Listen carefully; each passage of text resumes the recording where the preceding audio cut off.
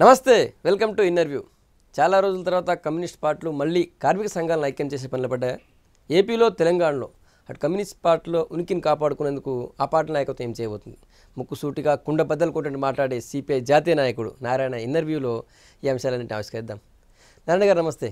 నమస్కారం. మళ్ళీ ధర్నాలు, రాస్తారోకోలు, ర్యాలీలు స్టార్ట్ చేసినట్టున్నారు మీరు. అది మా గుర్తింపు కోసం అని మీరు అన్నది కరెక్ట్ కాదు. గుర్తింపు కోసం గుర్తింపు పెట్టు ఉంటుంది. అయితే పాలకవర్గం చేసేటువంటి పనులపైన మేము రియాక్ట్ అవుతాల్సి వస్తుంది. కొత్తగా గవర్నమెంట్ వచ్చింది, కేసీఆర్ గవర్నమెంట్, టీఆర్ఎస్ గవర్నమెంట్. ప్రజలందరూ కలిసి 12 ఏళ్ళకి ఉద్యమం చేసిన తర్వాత అధికారంలోకి వచ్చి అనేక హామీలు ఇచ్చిన తర్వాత హామీలో ఒక్క శాతం అంటే 1% అమలు చేస్తామంటే పర్వాలేదు. అమలు చేయకపోగా రివర్స్గా అమలు చేస్తున్నారు. దాంతో జనంలో అసంతృప్తి వస్తుంది, పెరుగుతుంది. దాని ప్రకారం కమ్యూనిస్ట్ పార్టీలు కూడా ఉద్యమాన్ని స్వీకరించాల్సిన అవసరం ఉంటుంది. అందుకని కేవలం ఏదో గవర్నమెంట్ మీద కక్ష సాధింపు చర్యగా కాదు, గవర్నమెంట్ చేసేటువంటి పరిపాలనా విధానంలో వచ్చేటువంటి లోపాలు, దాని ప్రభావం కార్మిక వర్గం మీద, శ్రామిక వర్గం మీద, రైతుల మీద, వ్యవసాయ కూలీల మీద పడతా ఉన్నప్పుడు వాళ్ళ ఇంట్రెస్ట్ని రక్షించాల్సిన బాధ్యత కమ్యూనిస్ట్ పార్టీలు. కాబట్టి ఆ ప్రకారం మేము ఆందోళన సాగిస్తూ ఉన్నాం. ఇప్పుడు ఉభయ కమ్యూనిస్ట్ పార్టీలే కాకుండా 10 వామపక్ష పార్టీలు కలిసి కూడా దీన్ని పెద్ద ఎత్తున చేయకుండా పోతే సాధ్యం కాదని ఉద్దేశంతో చేస్తున్నాం. అది ఇప్పుడు ఫీల్డ్ వైపు వెళ్తున్నాం. ఇప్పుడు మున్సిపల్ వర్కర్స్ సమ్మె కావచ్చు, తర్వాత ల్యాండ్ సమస్య కావచ్చు, పూర్వ సెక్షన్స్ చేసుకునే గుడిసెలు మొత్తం పీకేస్తూ ఉన్నారు. ఇప్పుడు ఏడ గుడిసె కనిపించాడు పీకేస్తున్నారు. పెద్ద పెద్దవాళ్ళు ఆక్రమించుకున్న భూములు మాత్రం సేఫ్గా ఉన్నాయి. నిజమైన ల్యాండ్ గ్రాబర్స్ భూములు సేఫ్గా ఉన్నాయి. రండి నాతో పాటు గచ్చిపోవలు పోదానండి, ఆఫీస్ పేడ పోదానండి, ఎక్కడికైనా పోదానండి.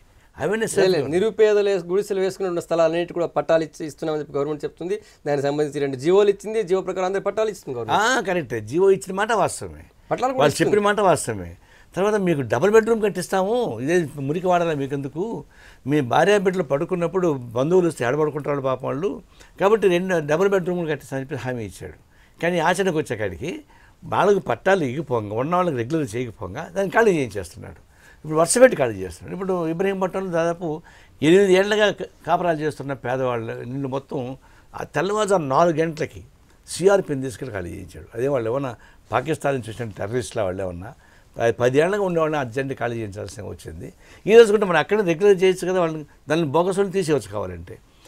ఇప్పుడు అనేక ఇంజనీరింగ్ కాలేజెస్, కార్పొరేట్ కంపెనీస్ పెట్టుకొని ల్యాండ్స్ ఆక్యుపై చేసుకొని జోలికి పోకుండా, ఆ తర్వాత వినోబాబా భూదాన భూములు మొదలుకొని, గవర్నమెంట్ భూములు మొదలుకొని అని ఆక్రమించుకుని జోలికి పోకుండా డబుల్ బెడ్రూమ్ ఇల్లు కట్టించేందుకు గవర్నమెంట్ రెడీగా ఉంది. వరంగల్లో కావచ్చు, లేకపోతే మహబూబ్నగర్లో కావచ్చు, ఇక్కడ కూడా కావచ్చు అని పదే చెప్తుంది. కానీ మధ్యలో కమ్యూనిస్టులు ఇంకొన్ని ప్రతిపక్షాలు ఇన్వాల్వ్ అయ్యి వాళ్ళకు G+1, G+2 కట్టిస్తామంటే లేదు, 60 గజాల్లో ఇల్లు కట్టిమని చెప్పి మీరే కదా డిమాండ్ పెడుతుంది. సంవత్సరం అయింది, హామీలు ఇచ్చారు, 5 నెలలు టెంకాయ కొట్టించాడు, అన్ని ఏర్పాటు చేశాడు. ఒక చోట చెప్పండి, మా అభ్యంతరం వల్ల వెనకపోయింది కాదు. ఆయన హామీలు ఇచ్చుకుంటూ టెంకాయలు కొట్టుకుంటూ పోవడం తప్ప లేదు. మీ అభ్యంతరమే 60 గజాల్లో ఇల్లు కట్టియాలని మీరు అంటున్నారు. ఆయన G+2 కట్టి అందరికి డబుల్ బెడ్రూమ్ ఇస్తా అని చెప్పి సీఎం అంటున్నాడు. పోనీ మేము డిస్ప్యూట్ లేని చోట కట్టుకోవచ్చు. పోనీ మేము ఎక్కడైనా మా కాలనీస్ ఉంటే ఆడైనా పెట్టాను అనుకోవచ్చు. ఇప్పుడు వరంగల్లో ఉన్నదని పీకేసి 1+2 1+3 కట్టిస్తా అని చెప్పాడు. అక్కడ ఉండేవాళ్ళు మాకు అట్ట కుదరదు, వాళ్ళకి వాళ్ళు లిఫ్ట్ ఉందా, పాడు ఉందా, సాధ్యం కాదని చెప్పేసి వాళ్ళు చెప్పారు. దాన్ని ఒక చోట కావచ్చు, కానీ 10 జిల్లాల్లో ఉండే చోట్ల పేదవాళ్ళకి ఎక్కడ డిస్ప్యూట్ లేని చోట కట్టించినా పోనీ చూపించండి. మోడల్ హౌస్ కడుతున్నాడు. అక్కడ సన్నత బాగా రాబోతుంది కాబట్టి అక్కడ ఒక మోడల్ హౌస్ కడుతున్నాడు. ఆ మోడల్ హౌస్ కట్టించి దాని నుంచి జిమ్మిక్కులు చేయడానికి చేసే ప్రయత్నం తప్ప. మీరు జిమ్మి కట్టినారు, గవర్నమెంట్ అంటుంది ఇట్లాంటి ఇల్లు కట్టిస్తాము మీరు నమ్మండి అని చెప్పి గవర్నమెంట్ చెప్పబోతుంది. అందరూ ఇండిపెండెంట్ ఇల్లు కావాలి, 60 గజాలైనా సరే, 70 గజాలైనా సరే అని చెప్పి జనం అంటున్నారు. కమ్యూనిస్ట్ నాయకుల ప్రోద్బలం కావచ్చు, ఇంకేదైనా కావచ్చు. కానీ ఆయన డబుల్ బెడ్రూమ్ ఇల్లు ఎలా ఉండబోతుంది, ఫ్లాట్ అనేది చూపించబోతున్నారు. ఏమండి, ఆయనకు నిజంగా కట్టి బాగుంటే జనం మంచి మా మాట వింటారా? తనుకుంటే అంటే పోతారు. మా మాట వినరు వాళ్ళు, ఎందుకంటే వాళ్ళు ఇల్లు కావాలి వాళ్ళకి. నిజంగా కేసీఆర్ చెప్పిన ప్రకారం ఇల్లు కట్టించి కానీ ఇచ్చేటు ఉంటే జనం మా మాట వినరు, ఆటోమేటిక్ పరిగెత్తుకుని పోతారు. ఆపకి మా అబ్జెక్షన్ ఖాతరు చేయరు. ఆ వాస్తవానికి అతను ఆ ఉద్దేశం లేదు. చెప్పినట్టు ఉండాలా, చేయనట్టు ఉండాలా. డిస్ప్యూటెడ్ ల్యాండ్ ఏలు పెట్టాలి, ఆ వివాదం వస్తే వెనక్కి వచ్చేయాలి. చూసావు నేను చేయదలుచుకున్నాను, వాడు అడ్డం కొట్టని చెప్పి చెప్పాలి. అట్లా కాలం గడిపించుకునేటువంటి మాటలు తప్ప ఆచరణలో పేద ప్రజలు కమ్యూనిస్టులకు పని లేకపోవడంతో ఏదో ఒక ఇష్యూ తీసుకొని డిస్టర్బ్ చేసే ప్రయత్నం చేస్తారు. ముఖ్యంగా మున్సిపల్ కార్మికుల జీతాలు పెంచుతామని చెప్పిన తర్వాత కూడా వాళ్ళకి ధర్నాకి నెట్టింది కమ్యూనిస్ట్ పార్టీలే. ఇప్పుడు పని లేకుండా ఫామ్ హౌస్ ఎవరు పడుకుంటున్నారు, పని ఉండి వీధులు ఎవరు పడుతున్నారు చూస్తే అర్థమవుతుంది. మాకు రాత్రి మొగుళ్ళు ఎండనక వాననక పేద ప్రజానికి మంది పడి తెల్లవారుజాము 3 గంటలు కూడా కాపలా కావాల్సిన పరిస్థితి మాకెందుకు వచ్చింది? మీరు అదే కేసరి పోయి ఫామ్ హౌస్ ఎందుకు పడుకుంటున్నాడు? పనిలేక కాదు, మీరు పని కల్పిస్తున్నారు. ఈడ ప్రజానికి దాడులు చేసి ఫామ్ హౌస్లో పడుకుంటున్నారు. మేము ప్రజలతో నిలబడి మేము ఆందోళన చేస్తున్నాం. మున్సిపల్ కార్మికుల ఇష్యూని గవర్నమెంట్ ముందు నుంచి కూడా సానుకూలం లేదంటారా? వాళ్ళకి హామీ ఇచ్చారు, ఎలక్షన్లో హామీ ఇచ్చారు, తర్వాత కూడా పెంచుతామన్నారు, నిజంగానే పెంచారు కూడా. మినిమం వేజ్ ప్రకారం 14,700 రూపాయలు ఇవ్వాలి. అది ఇంప్లిమెంట్ చేయాల్సింది. అది ఒక మున్సిపల్ కమిషనర్ హైదరాబాద్ మాత్రమే 12,000 చేసేది కూడా, 14,000 కాదు. అంటే గవర్నమెంట్ ఇచ్చినటువంటి మినిమం వేజ్ కూడా వేయలేదు ఇక్కడ. కాబట్టి అంతకుముందు 8,000 ఉంది కాబట్టి ఒక 2,000 పెంచి ఇంత పర్సెంట్ అని చూపించారు. కానీ 4,000 పైగా 9 జిల్లాలలో వాళ్ళు ఏమయ్యారు? వీళ్ళు మున్సిపల్ వర్కర్సే. మిగతా ఖమ్మం కానీ, నల్గొండ జిల్లా కానీ, నిజాం కానీ, వీళ్ళందరూ కూడా మున్సిపల్ వర్కర్సే. వాళ్ళేం పాపం చేశారు, వీళ్ళేం పుణ్యం చేశారు? ఒక హైదరాబాద్ మాత్రం ఎందుకు ఇంప్లిమెంట్ చేశారు, మిగిలిన చోట్ల ఎందుకు ఇంప్లిమెంట్ చేయడం లేదు? వాళ్ళు సమ్మెలో ఉన్నారు ఇప్పుడు పరిష్కారం కాకుండా. కాబట్టి హైదరాబాద్ క్యాపిటల్ కాబట్టి ఇక్కడ ప్రశాంతంగా పెట్టి వచ్చేపోయే వాళ్ళకని చూసాం, మనం బ్రహ్మాండం చేస్తామని చెప్పేసి చెప్పుకోవడం ద్వారా ఇక్కడ చూపించి మొత్తం ఉందని అనే పద్ధతితో చూస్తున్నాడు. కానీ మిగతా 9 జిల్లాల సమ్మె జరుగుతూ ఉంది. మేము సమ్మె చేయమన్నావా? వాళ్ళే చేస్తున్నారు. మీరు ఇచ్చిన హామీనే. మీరు లేదా? కమ్యూనిస్ట్ పార్టీలు లేవా? 10 ఉంటాం, డెఫినెట్గా ఉంటాం, ఉండకుండా పోయే ప్రసక్తి లేదు. మీరు ఇచ్చిన హామీని అమలు చేయలేదు. గత 6 నెలలుగా వాళ్ళు చర్చల్లో పాల్గొన్నారు, నోటీస్ ఇచ్చారు, కమిషనర్ ల్యాబ్ని ఇన్వాల్వ్ చేయించారు. గవర్నమెంట్ ముందుకు రాలేదు, తప్పనిసరి సమ్మెలకు పోవాల్సి వచ్చింది. ఒక హైదరాబాద్ ఉంటే చాలు, మనకు జిల్లాలు ఎక్కడ చేస్తే మాకేమని అనుకున్నాడు. హైదరాబాద్ పరిష్కారం చేసుకుని కూర్చున్నాడు, మిగతా పరిష్కారం చేయాలి. ఈ హైదరాబాద్లో కూడా దాదాపు 800 మంది ఇంతవరకు తీసుకోలేదు. అంటే ఆయన తత్వం ఎట్టుందంటే, కార్మికులు కానీ ఎవరు కానీ నీ బాంఛం ద్వారా అని చెప్పేసి వచ్చేవాళ్ళని మాత్రం ఆదరిస్తాను, నన్ను వ్యతిరేకించే వాళ్ళని ఆదరించని చెప్పేసి ఒక కక్ష సాధింపు చేస్తున్నాడు. ఇది డెమోక్రటిక్ గవర్నమెంట్. మీరు కక్ష సాధింపు అంటారు. గవర్నమెంట్ ఆల్రెడీ ఆ డేట్ చెప్పింది, ఈ డేట్లోగా వచ్చిన వాళ్ళందరినీ తీసుకుంటాం, మీ జీతాలు పెంచుతాం, మీరు విధుల్లో చేరండి అని చెప్పింది. అందరూ చేరితే కొంతమంది మాత్రమే చేరకుండా కమ్యూనిస్టులు ఆపారు. అందుకే వాళ్ళందరూ రోడ్డు మీద పడ్డారు అనేది ఇప్పుడు మున్సిపల్ కానే కాదు అధికారులు. ఇప్పుడు వాళ్ళు మా డిమాండ్స్ ఇది పరిష్కారం చేయమని వాళ్ళు అడుగుతున్నారు. వీడు వాళ్ళ గవర్నమెంట్కి సంబంధించి 1-2 సంఘాలు ఉంటాయి. వాళ్ళు ఇప్పుడు హరీష్ రావుకి ఒక సంఘం ఉంది, టీఆర్ఎస్లో ఒక సంఘం ఉంది. వాళ్ళని ముందర పిలిపించుకొని వాళ్ళని సెటిల్ చేసుకొని లోపల తీసుకునే పార్టీ. అంటే ఒక విధంగా వర్కర్స్ని డివైడ్ అండ్ రూల్ అనేటువంటి పాలసీ పెట్టారు వాళ్ళు. తర్వాత మాకు అనుకూలంగా ఉండేవాళ్ళని జిందాబాద్ కొట్టేవాళ్ళే కావాలని కోరుకుంటున్నారు. గవర్నమెంట్ ప్రతిపక్షం ఎందుకు ఉందండి? ఎందుకు ప్రతిపక్షాన్ని అధికారపరంగా గుర్తించారు?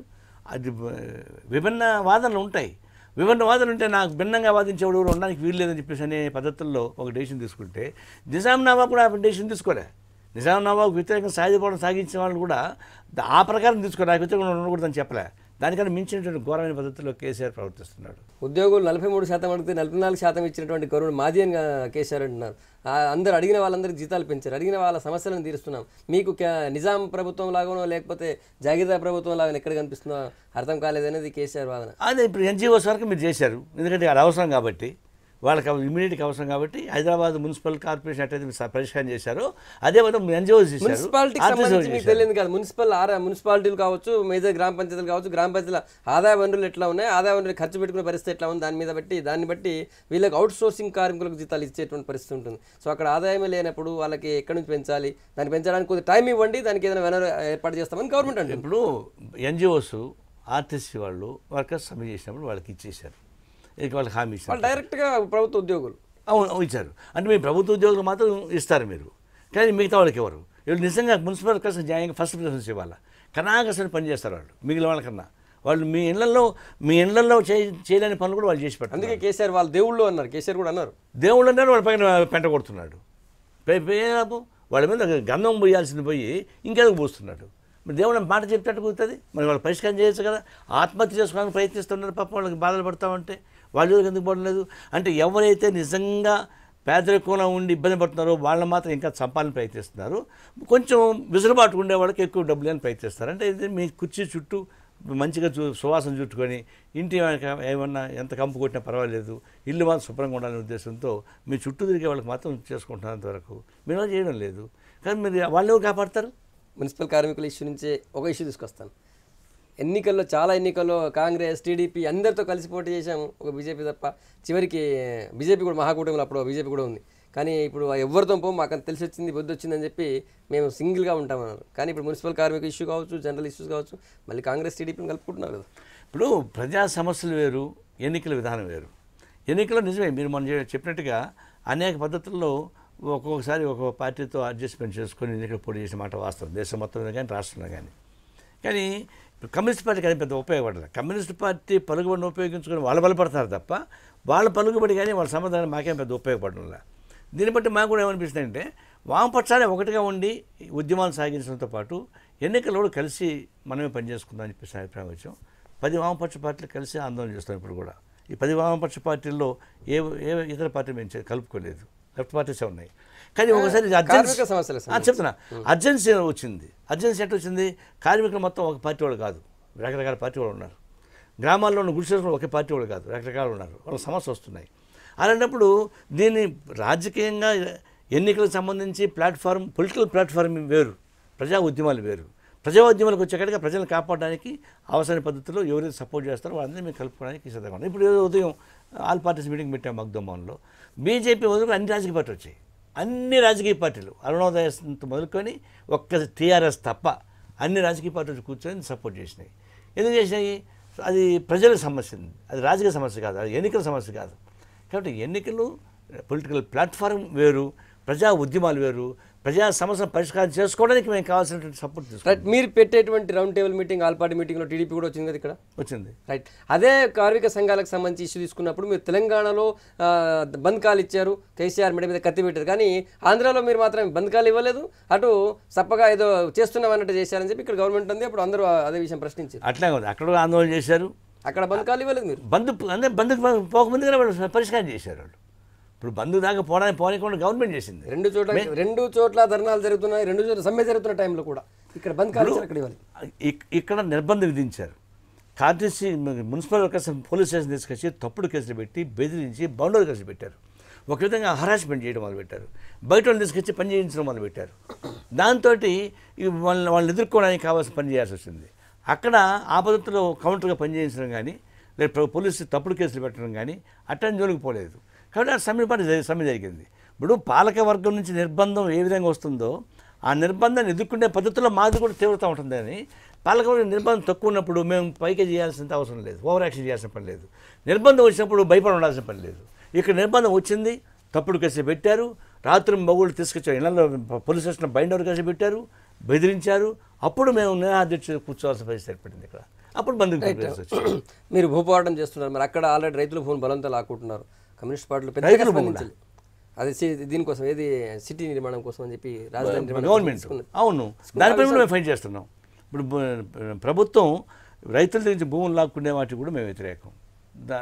వాళ్ళు స్వచ్ఛందంగా ఎక్కడన్నా వాళ్ళ పనికి మాలిన భూమి ఉండి డెవలప్మెంట్ అవసరం ఉండి దీని ప్రకారం ఏదైనా వస్తే చేసుకోవచ్చు, ఏది ల్యాండ్ అక్విజిషన్ యాక్ట్ పద్ధతిలో. కానీ ల్యాండ్ అక్విజిషన్ యాక్ట్ బలవంతంగా ప్రభుత్వం అధికారపూర్వకంగా ఎక్కడైతే లాక్కోవడం ప్రయత్నిస్తుందో అక్కడ మేము వ్యతిరేకిస్తాం అన్నమాట వాస్తవం. ఆడ మేము ఫైట్ చేస్తున్నాం. కొన్ని చోట్ల రైతులే స్వచ్ఛందంగా ఇచ్చేస్తాను అనుకోండి గవర్నమెంట్కి, ఆడ ఇయ్యొద్దు అని మేము చెప్పాల్సిన పని లేదు. కానీ వాళ్ళ ఇంట్రెస్టు, వాళ్ళ ఆపద, దాన్ని దృష్టిలో పెట్టుకుని మేము పోతాం. కానీ పెద్దానికి అడ్డం కొట్టాలని చెప్పేసిన ఉద్దేశంతో మాకేమి అంత రిజిడ్గాను మూఢత్వంగాను మేము లేము. కులము అనే దాన్ని ఎప్పుడు కూడా ఖండిస్తూ ఉంటారు. మీరు కుల సంఘాలు కూడా పెద్ద దగ్గర తీసే సందర్భాలు లేవు. కానీ ఈ మధ్య రెండు పార్టీలు కూడా కుల సంఘాలు దగ్గర తీసుకున్నట్టున్నాయి. నారాయణ గారు ఎప్పుడు కూడా ఆ కులము ఈ కులము బీసీ ఎస్సీ దాన్ని పెద్దగా ఎప్పుడు మీరు అలా ప్రస్తావన తేరు. ఏ రెండు పార్టీలు కూడా, ఏ కమ్యూనిస్ట్ పార్టీ కూడా ఈ మధ్య కాలంలో కుల సంఘాలని దగ్గర తీసుకున్న పరిస్థితి కనిపిస్తుంది. ఎందుకంటే మీ మహాసభలో కుల సంఘాలకు సంబంధించిన ప్రస్తావన ప్రధానం కనిపించింది. రెండు పార్టీలో కూడా కులతత్వం వేరు, కుల సంఘాలు కానీ కులాల గురించి పట్టించుకోవడం వేరు. మాకు కులతత్వం లేదు, కానీ ఈ కులాలను మర్చిపోవడానికి వీలేదు. ఎస్సీసు బీసీసు వీళ్ళు ఎట్లా మర్చిపోతాం? ఇప్పుడు బడ్జెట్ ఉంది, బీసీలకి అలొకేషన్ ప్రకారం వాళ్ళకి రావడం లేదు, దాని మీద ఆందోళన చేయాల్సిన పరిస్థితి ఏర్పడింది. ఎస్సీస్కి వాళ్ళకి సంబంధించిన అలొకేషన్ బడ్జెట్ పరిష్కారం కావడం లేదు, చేయడం లేదు. బడ్జెట్ అలొకేట్ చేస్తున్నారు, దాన్ని ఖర్చు పెట్టడం లేదు. అందువల్ల మేము ఎస్సీస్కి సంబంధించిన జనాభా ప్రాతిపదిక మీద బడ్జెట్ ఖర్చు పెట్టడానికి కావాల్సినటువంటి యంత్రాంగం కావాలని కోరిన మాట వాస్తవం. ఇప్పుడు బీసీసీ పేరుతో వచ్చేటువంటి బడ్జెట్ కూడా బీసీసీ ఖర్చు పెట్టడం డైవర్ట్ చేస్తున్నారు. ఇప్పుడు వాటిపైన కూడా ఖర్చు పెట్టమని చెప్పేసి అని ఫైట్ చేస్తున్నాం. అట్లా బలహీన వర్గాలకు సంబంధించినటువంటి ఇంట్రెస్ట్ కోసం ఫైట్ చేస్తున్నాం, కానీ దానిలో కులాలను తీసుకొని కులతత్వాన్ని తీసుకుని అనేక కులాలు పీసులు ఉన్నారు. అదే నా ప్రశ్న కూడా అది. కమ్యూనిస్ట్ పార్టీల మహాసభలు ఎప్పుడు కూడా మేము కుల వృత్తులకు సంబంధించినటువంటి కల్చరల్ యాక్టివిటీస్ చూడలేదు. కానీ అంటే ఇప్పుడు విషయం ఈ చాకలి మంగలి కమ్మరి కుమ్మరి లాంటి పంచ కార్మికుల మొదలు ఇట్లంతా పనిచేస్తారు. చేతివృత్తుల వాళ్ళు మొత్తం దెబ్బతినిపోతున్నారు. చేతివృత్తులు పోతున్నాయి, వాళ్ళకు ప్రత్యామ్నాయ పరిష్కారం మార్గం చూపించడం లేదు. కాబట్టి ఇంకో మార్గం లేదు మాకు. కులవృత్తుల్ని కులవృత్తులు అంటే వాళ్ళ బతుకు తెరువు కోసం ఆధారపడేటువంటి వృత్తులు మొత్తం మాయమైపోతూ ఉన్నప్పుడు, వాళ్లకు ప్రత్యామ్నాయంగా ప్రభుత్వం ఏం చూపించకుండా పోతున్నప్పుడు వాళ్ళని కాపాడాల్సిన బాధ్యత ఎవరికి ఉంది? కాబట్టి అట్లాంటి సంఘాలు మేము పట్టాల్సిన పరిస్థితి ఏర్పడింది. తర్వాత ఎస్సీస్ ఉన్నారు, వాళ్ళపైన దాడులు జరుగుతున్నాయి, మరి వివక్షలు జరుగుతూ ఉన్నాయి. మరి వాటిపైన వాళ్ళకి సమీకరించకపోతే అట్లా సాధ్యం అవుతుంది. దాన్ని కులతత్వం రెచ్చగొట్టడానికి వీల్లేదు. బీసీ సంఘాలు ఉన్నాయి, అనేక కులాల సమూహమే బీసీలు, ఒక కులం కాదు అది. అట్లప్పుడు దాన్ని ఒక కులతత్వం ఎట్లా రెచ్చగొడతారు మీరు? అది సాధ్యం కాదు. ఎక్స్‌ప్లాయిటేషను, అణగదొక్కబడడం, వాళ్ళ సమస్య పరిష్కారం కాకుండా పోవడం, వాటిని బేరేజ్ వేసుకొని మేము ఫైట్ చేస్తున్నాం. ఇప్పుడు మేము కాదు, మాకన్నా ముందు అడ్వాన్స్ అయినాయి కుల సంఘాలు ఇవన్నీ కూడా భారతదేశం మొత్తం మీద. రైట్. చివరికి అవి గవర్నమెంట్లో కూడా వస్తున్నాయి అట్లాంటి ఉద్యమాలు. ఓకే, ఇంకోటి నారాయణ గారు సిపిఐ సిపిఎం రెండు పార్టీల నుంచి కూడా నారాయణ గారు రాఘవుల్ గారు పార్టీ అంటే రాష్ట్ర నాయకత్వం వదిలేసి జాతీయానికి పోయిన తర్వాత రెండు పార్టీలు బాగా ఇన్యాక్టివ్ అయినట్టు కనిపిస్తుంది. మీ లీడర్షిప్ కూడా ఇన్యాక్టివ్ అయినట్టు కనిపిస్తుంది రాష్ట్రాలు. అట్టేం కాదు, యాక్టివ్గా ఉన్నాయి. కాకపోతే ఇప్పుడు రెండు రాష్ట్రాలు విడిపోయినాక రెండు కమిటీలు ఏర్పడినాయి. రెండు కమిటీలు రెండు కొత్త కమిటీలు వచ్చినాయి. సహజంగా నేను కానీ రాఘవులు కానీ గత 15 ఏళ్ళకి పనిచేసాం కాబట్టి అది ఎస్టాబ్లిష్ అవుతూ వచ్చాం. ఇప్పుడు వాళ్ళు 1 ఇయర్ కదా అయింది పాపం. 1 ఇయర్లోనే ఎంత పాపులర్ అయిపోతారు. అందులో కొత్త ప్రభుత్వాలు వచ్చాయి. కొత్త ప్రభుత్వాలు ఇప్పుడు మీరు అంటున్నారు కొత్త ప్రభుత్వాలు వస్తే అప్పుడు మీరు దాడులు చేస్తారని. అండ్ వాళ్ళకు కూడా కొంచెం టైం కావాల్సి వచ్చింది పాపం. ఇప్పుడు 2 చోట్ల యాక్టివ్ అవుతున్నారు. అటు ఆంధ్రాలో యాక్టివ్గా ఉన్నారు, ఇక్కడ యాక్టివ్గా ఉన్నారు. అక్కడ 10 పార్టీలతో కలిసి ఉద్యమాలు సాగుతున్నాయి, ఇక్కడ 11 పార్టీలతో కలిసి ఉద్యమాలు సాగుతున్నాయి. ఇంకా స్లోగా పాపులర్ అవుతారు. మీకంటే కూడా తమ్మినేని వీరభద్రం కొద్దిగా ఫాస్ట్గా పోతున్నట్టున్నారు. మంచిదే కదా, కమ్యూనిస్ట్ ఎవరు ఫాస్ట్ పోతే అది మంచిదే కదా. ఇప్పుడు కమ్యూనిస్టులు ఎవరు ముందుకు ఉన్నా కూడా అది ఏ పార్టీ ఉన్నా కూడా సంతోషమే. అదే కమ్యూనిస్ట్ పార్టీ స్థానంలో ఏదో బోర్జువా పార్టీలో యాక్టివ్గా ఉంటే మేము బాధపడాలి తప్ప, కమ్యూనిస్ట్ పార్టీలో ఎవరు యాక్టివ్గా ఉంటే మంచిదే కదా. ఇప్పుడు నారాయణ గారు ఏం చేస్తున్నారు? ఇప్పుడు నేను జాతీయ పార్టీ కార్యదర్శి వర్గ సభ్యుల్లో ఒకటిగా ఉన్నాను. అంటే ఢిల్లీ నుంచే నా బాధ్యత చేయాలి. ఇప్పుడు ఒక 3-4 రాష్ట్రాలు బాధ్యత ఇచ్చారు, నిర్మాణ సెక్రటరీగా పెట్టారు, ఎక్కువ బాధ్యత ఇచ్చారు నాకు. ఈ బయటగా నేను ఢిల్లీ నుంచి నా వర్క్ చేయాల్సింది. ఇక్కడ కొన్ని అర్జెంట్ పనుల వల్ల ఉన్నాను. త్వరలోనే ఢిల్లీ నుంచి కేంద్రంగానే నా బాధ్యతల్ని నిర్వహిస్తాను. Right sir. ఈ మధ్య కాలంలో 2 రాష్ట్రాలు కూడా పుష్కరాలు వచ్చాయి. రాష్ట్రంలో జనాభా కంటే దాదాపు 2 రెట్లు 2 రాష్ట్రాలు కూడా పుష్కరాల్లో స్నానం చేశారు. ఎట్లా చూస్తారు 2 రాష్ట్రాల్లో జరిగిన పుష్కరాలు? లెక్కలు జిమ్మెక్కలు ఉన్నాయి. ఇద్దరు కాకి లెక్కలు చెప్పారు. ఈ జనాభా కన్నా ఎక్కువ మంది ఆడికి వచ్చినట్టుగా లెక్కలు చెప్పారు. అది వేరు, అది ఎటన బాగున్నాయండి. కానీ వీళ్ళు ఈ పుష్కరాలపైన, ఈ గుడులు గోపురాలపైన, ఉత్సవాలపైన ఎక్కువ కాన్సన్ట్రేషన్ డబ్బులు ఖర్చు పెడతారు. 2,300 కోట్ల రూపాయలు 2 ప్రభుత్వాలు కలిసి ఖర్చు పెట్టింది. మున్సిపల్ ఒక్కరికి 4 రూపాయలు బాధపడ్డారు వీళ్ళిద్దరు కలిసి. ఈ వీళ్ళు చేసిన పాపాలు మొత్తం పుష్కరాలు మునిగిపోతాయండి. ప్రజల మీద ఇట్లా దాడులు చేస్తూ పుష్కరాలు బ్రహ్మాండంగా తీసుకొని మళ్ళీ ఇప్పుడు బోనాలు బాగా చేయాలా, ఇంకోటి బాగా చేయాలా అని ఇప్పుడు వీళ్ళు కనిపించేంత కల్పించిన గుడికి దండం పెట్టడం, దానికి ఒక 5 కోట్లు ఇచ్చేయడం, దానికి ఒక 10 కోట్లు వేయడం, ఇది కేవలం వాళ్ళ అసమర్థతను కప్పుచ్చుకోవడానికి మతం అనేటువంటి ఒక ఆయుధాన్ని ఉపయోగించుకొని కాలం గడపాలని ప్రయత్నిస్తారు. ఎన్నెళ్ళు గడపలేదు, సాధ్యం కాదు. నేను పూజలకు వ్యతిరేకం కాదు. కమ్యూనిస్ట్ పార్టీలు సంస్కృతి సంప్రదాయాలు ఎప్పుడు కావాలని చెప్పి దాని గురించి వ్యతిరేకమే ఉంటాయి. కానీ సంస్కృతి మన జీవనంలో భాగం కాబట్టి దానికి ప్రాధాన్యత ఇవ్వాల్సిన అవసరం ఉంది అనేది 2 గవర్నమెంట్ చేస్తున్నాయి కదా. సెక్యులర్ స్టేటు, దానికి ఒక సంబంధించిన యంత్రాంగం ఉంది. దాన్ని సంబంధించి కోఆర్డినేట్ చేసుకుంటే కానీ ముఖ్యమంత్రి పోయి ఆడ ఓవర్ యాక్షన్ చేయడం మనం పెట్టి గంటల పూజలు చేసుకుంటూ కూర్చుంటే, ముఖ్యమంత్రి పోయి ఆ మునిగి తేలుతూ ఉంటే ఏమైనా పూజ చేసుకుంటే పెద్ద ప్రాబ్లం. దానికి పబ్లిసిటీ కావాలండి, దానికి ఒక కెమెరాలు పెట్టుకోవాలండి, దానికి సూడ తీయించాలండి, వాళ్ళు మొక్కు చేసుకోవచ్చు కదండి. దేవుడు మిమ్మల్ని చూస్తున్నప్పుడు ఎక్కడ ఇంట్లో మొక్కున్నప్పుడు నీకు దేవుడు వరమిస్తాడని మీకు కావాలంటే ఇది ఒక పెద్ద షో. మతాన్ని కూడా ఒక షోగా ఉపయోగించుకొని రాజకీయాలు అయితే ఇప్పుడు కమర్షియలైజ్ చేసేసారు, విద్యా వ్యవస్థ అయితే కమర్షియలైజ్ చేశారు, గుడుల్ని గోపులను కమర్షియలైజ్ చేసి పారేస్తున్నారు. ఈ రాజకీయాలు మొత్తం ఇంత అన్యాయంగా చెడిపోతూ ఉన్నాయి. తర్వాత మేమే సంస్కృతికి వ్యతిరేకం కాదు, కానీ సెక్యులర్ స్టేట్గా ఉన్న హెడ్ ఎంతవరకు ఉండాలి అంతవరకు ఉండాలి తప్ప గాడిద మరి కుక్క గాడి చేసి ఎట్లా అవుతుందండి? అదే అవుతుంది. ఇప్పుడు అదే చేశారు ఇద్దరు కలిసి. మీ పద్ధతి మీరు చేయమని చెప్తున్నాం, ఓవర్ యాక్షన్ వద్దని చెప్తున్నాం. అటెన్షన్ డైవర్ట్ చేయడానికి ఇవన్నీ మతాన్ని ఉపయోగించుకోవద్దని నేను వాళ్ళకి రిక్వెస్ట్ చేస్తున్నాను. నారాయణ గారు, కార్మికుల సమస్యలను అయితే మీరు భుజాన్ని వేసుకొని పోరాటం చేస్తున్నారు. రైతుల పరిస్థితి ఏంది? వర్షాలు లేవు, మొత్తం పంటలు ఎండిపోయినాయి. రైతులపై ఇప్పుడు కార్యాచరణ కమిటీ ఏర్పాటు చేశాం. జస్టిస్ చంద్రకుమార్ నాయకత్వాన అందరూ కలిసి అన్ని ప్రజా సంఘాలు కలిపి యాక్టివ్గా మూవ్ అవుతున్నాం. వాళ్ళు పనిచేస్తారు. అక్కడ ఆంధ్రప్రదేశ్ అట్లాంటి పనిచేస్తున్నారు.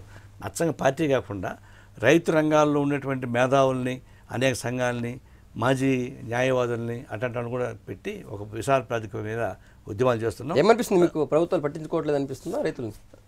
పట్టించుకోవడం లేదు. పట్టించుకోకపోగా వాళ్ళపైన శత్రుత్వం విక్రమిస్తూ ఉంది. అందుకని మేము దానిపైన అంటే ఒకటి కార్మికులకు వచ్చేంత ఫాస్ట్గా రైతులు కలవలేరు. వాళ్ళకు ఇబ్బందులు వాళ్ళకు ఉంటాయి. అయినా సరే వాళ్ళు మొబలైజ్ చేస్తున్నాం. తప్పనిసరిగా ఈ రైతాంగాన్ని కాపాడడానికి కావాల్సింది. అందుకే ఇప్పుడు ల్యాండ్ అక్విజిషన్ యాక్ట్ ఎవరికి అనుకోరండి, రైతులకు అన్యాయం జరుగుతుంది కాబట్టి దాని మీద మేము ఫైట్ చేస్తున్నాం. అటు పార్లమెంట్లోనూ బయట కూడా మేము ఫైట్ చేస్తున్నాం. ఒక ఇంచు ల్యాండ్ కూడా మేము ఒప్పుకోమని చెప్తున్నాం. అందులో ల్యాండ్ అక్విజిషన్ యాక్ట్ సంబంధించి కేంద్ర ప్రభుత్వం దుర్మార్గంగా వ్యవహరిస్తుంటే ఈ రెండు ప్రభుత్వాలు కూడా వాళ్ళని సపోర్ట్ చేస్తున్నాయి. ఇక్కడ జనాన్ని సపోర్ట్ చేయడం లేదు రెండు ప్రభుత్వాలు. దీని మీద మేము ఫైట్ చేస్తున్నాం. ల్యాండ్ అక్విజిషన్ యాక్ట్ని పూర్తి గుడ్డిగా వ్యతిరేకిస్తే పరిశ్రమలు వచ్చేది ఎక్కడ, మేము వచ్చేది ఎక్కడ అని చెప్పి మేము గుడ్డిగా వ్యతిరేకించలేదు. ఇదే ఎన్డీఏ ప్రభుత్వం ప్రతిపక్షంలో ఉన్నప్పుడు, కాంగ్రెస్ పార్టీ అధికారంలో ఉన్నప్పుడు వీళ్ళంతా కలిసే ల్యాండ్ అక్విజిషన్ యాక్ట్ని పాస్ చేశారు. బీజేపీ ప్రధాన పొజిషన్లో ఉండి అది సపోర్ట్ చేసింది. మరి మీరందరూ కలిసి ఆమోదించినటువంటి ల్యాండ్ అక్విజిషన్ యాక్ట్ని ఎందుకు మార్చాలని ప్రయత్నిస్తారు? ఇప్పుడు ఎందుకు మళ్ళీ ఈ బీజేపీ రివర్స్ కొడతా ఉంది? అంటే కార్పొరేట్ కంపెనీలకి మీరు హామీలు ఇచ్చారు, కార్పొరేట్ కంపెనీ మొత్తం మీకు వార్నింగ్ ఇచ్చారు. కాబట్టి వాళ్ళకి అనుకూలమైన పద్ధతుల్లో పార్లమెంటు వద్దన్నా దొడ్డిదారిన పోయి ప్రెసిడెంట్ ఆఫ్ ఇండియా దగ్గర నుంచి ఆర్డినెన్స్ రూపొందించి అమలు చేయాలని ప్రయత్నిస్తున్నారు. మీరు పార్లమెంటు సిద్ధంగా ఉన్న మహిళా బిల్లుని ఆమోదించడానికి మీరు సిద్ధంగా లేరు. పార్లమెంట్ వద్దన్నా సరే ఈ ల్యాండ్ అక్విజిషన్ యాక్ట్ని అమలు చేసుకుని ప్రయత్నిస్తున్నారు. చివరికి ప్రెసిడెంట్ ఆఫ్ ఇండియా కూడా అన్యాయం చేస్తారు మనకి. ఆయన యూపీఏ ప్రభుత్వం యాక్టివ్గా ఉన్నప్పుడే ఆయన్ని పాస్ చేశాడు. ఇప్పుడు ఆయన దానికి అడ్డంగా సంతకం పెడుతున్నాడు. ఎక్కడ ఈ రాజకీయ అడ్డవుతుందో నాకు అర్థం కాలేదు. ఒకటి స్టేట్ ఇష్యూ చూసినట్టయితే రాష్ట్రంలో ఈ మధ్య కాలంలో ఓటుకు నోటు వ్యవహారం బాగా సంచలనం సృష్టించింది. ఓటుకు నోటు, ట్యాపింగ్ రెండు సంచలనం సృష్టిస్తాయి. ఇవన్నీ ఇప్పుడు దీనికి మేము మొట్టమొదటి నుంచి కూడా మా ఇది ఒకటి, ఓటుకు నోటు ఎక్కడి నుంచి వస్తుంది? ఎంపికైనటువంటి ఎమ్మెల్యేలు కానీ ఎంపీలు కానీ ఆయా రాజకీయ పార్టీ నుంచి బయట రాదలుచుకుంటే వాళ్ళు రాజీనామా చేయాలి, తర్వాత ఎన్నికలు పోటీ చేసుకుని రావాలి. కానీ వాళ్ళు రాజీనామా చేయకుండానే డిఫెక్ట్ అవుతున్నారు. డిఫెక్ట్ అవుతుందని అడ్డం పెట్టాల్సింది ఎవరండి? స్పీకర్ దాన్ని అడ్డం కొట్టడం లేదు. స్పీకర్ ఎందుకు అంటం లేదు? స్పీకర్ స్థాయిని మరిచి ముఖ్యమంత్రి కనుగొడితేనే వాళ్ళు పనిచేయడానికి సిద్ధంగా ఉన్నారు. ఇది మరి అన్యాయం. పోనీ ఇట్లన్నారా? ఎన్నికల కమిషన్ ఏం చేస్తూ ఉంది? వాళ్ళు అది చేస్తున్నారు. అందువల్ల ఓటుకు నోటు అనేది కేవలం ఇప్పుడు ఓట్లు కొనుగోలు చేయడం కాదు, స్పీకర్స్ మొట్టమొదటి తప్పు, ఆ తర్వాత ఎన్నికల కమిషన్ తప్పు, సుమోటో కింద వాళ్ళని ఎంక్వైరీ చేసినారు, సిఫార్ యాక్షన్ తీసుకోవాల్సింది. అది తీసుకొని ఉంటే ఓటుకు నోటు రాదు. తర్వాత అనైతికం ఇద్దరు ముఖ్యమంత్రులు కూడా. మరి ఒక పార్టీ ఎంపికైన వాళ్ళని తీసుకొని వాళ్ళకి మంత్రి పదవి ఇచ్చింది ఈయనైతే, అక్కడేమో మొత్తం హోల్సేల్ చేర్చుకుంటున్నాడు. కానీ ఈ విషయం చంద్రబాబు నాయుడు కానీ కేసీఆర్ కానీ వీళ్ళిద్దరూ పైకి ఎంత కొట్లాడుకున్నా ఇది గుద్దులాట ముద్దులాటగా ఉంది తప్పితే అంతకని మీరు నాకేం కనపడడంలే. ఇప్పుడు ఆయన డిఫెక్ట్కి సపోర్ట్ చేస్తున్నాడు, అక్కడ ఈరోజు కాక్ గోల్ చేస్తున్నాడు. ఈయన డిఫెక్ట్ని సపోర్ట్ చేస్తున్నాడు, ఆయన కాక్ గోల్ చేస్తున్నాడు. దీన్ని బట్టి ఎవరికి వాళ్ళు వాళ్ళ లక్ష్మణ రేఖను దాటి రాజకీయాలని ఒక విధంగా ధ్వంసం చేసి పడేస్తున్నారు. తర్వాత స్పీకర్ వ్యవస్థని, గవర్నర్ వ్యవస్థని, ఎన్నికల వ్యవస్థని బస్సుపట్టి చేశారు. ఇది వచ్చింది. చివరి ప్రశ్న, కమ్యూనిస్టులు ఏం చేయబోతున్నారు? ముఖ్యంగా సిపిఐ ఏం చేయబోతున్నారు? నెక్స్ట్ అడుగు ఏంది మీది? ఇప్పటికీ ప్రభుత్వం అనుసరిస్తున్న విధానాలపైన ఫైట్ చేయడం ఒకటి, ఇంకొకటి వ్యవసాయ కూలీలని, రైతులని, కార్మిక వర్గాన్ని, విద్యార్థులని, యువకుల్ని, మేధావుల్ని సమీకరించి ఆ పద్ధతుల్లో ఒక చైతన్యవంతమైన ఉద్యమం సాగించడానికి మేము సిద్ధపడుతున్నాం. రేపు 1వ తారీఖు నుంచి ఆంధ్ర ప్రాంతంలో ప్రచార యాత్ర సాగిస్తున్నాం ప్రత్యేక హోదా సాధించేందుకు. తెలంగాణ ప్రాంతంలో ఇప్పటికే ఒక యాత్ర సాగించి అయిపోయింది, మళ్ళీ ఉద్యమాలు సాగిస్తున్నాం. ప్రజలను సమీకరించడం ద్వారా వామపక్ష ఉద్యమాన్ని బలోపేతం చేయడం ఒకటే దీనికి పరిష్కార మార్గం, లేకపోతే సాధ్యం కాదు. ప్రజానీకాన్ని నిజంగా కాపాడాలంటే వామపక్ష ఉద్యమం పెరిగితేనే, బలంగా ఉంటేనే సాధ్యం అవుతుంది. లేకుండా పోతే ఇది పులికి మేకలట్టయితే ఆహారం అయితే అయిపోతుంది. Thank you sir. ఇది సిపిఐ జాతీయ నేత నారాయణ ఇంటర్వ్యూ. వచ్చే వారం మరొకరితో కలుద్దాం. Stay tuned.